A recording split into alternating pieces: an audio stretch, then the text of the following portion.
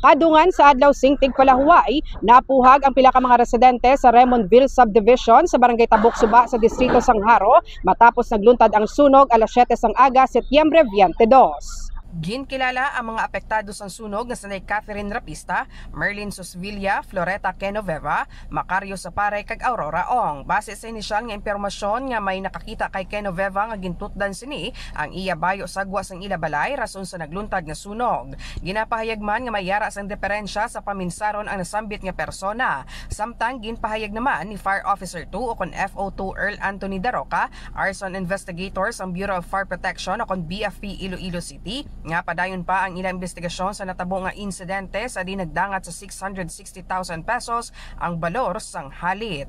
Mga ka-K5 makit-ano nga sunogid ang mga bayo sang pamilya Rapista diriya sa may Raymondville Subdivision sa Barangay Tabok Suba sa Distrito Sangharo kung sa di nagluntad ang sunog. Kag makit-an man sa aton nga palibot nga gintupok man sang kalayo ang pila nila ka mga kagamitan since nga ang ilang nga puloy-an human sa light materials mga ka-K5.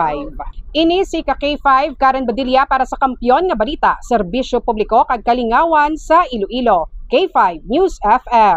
This news is brought to you by, do you feel tired all the time? Do you have frequent infections? Do you have always cold? It's a sign of low immune system. Boost your immune system with Clinica D3 Bio, antibacterial, natural antioxidant, immune system booster. Clinica D3 Bio has vitamin D3, lauric acid, and monolurine to fight against all viruses. Try Clinica Vitamin D3 with Coccus nocifera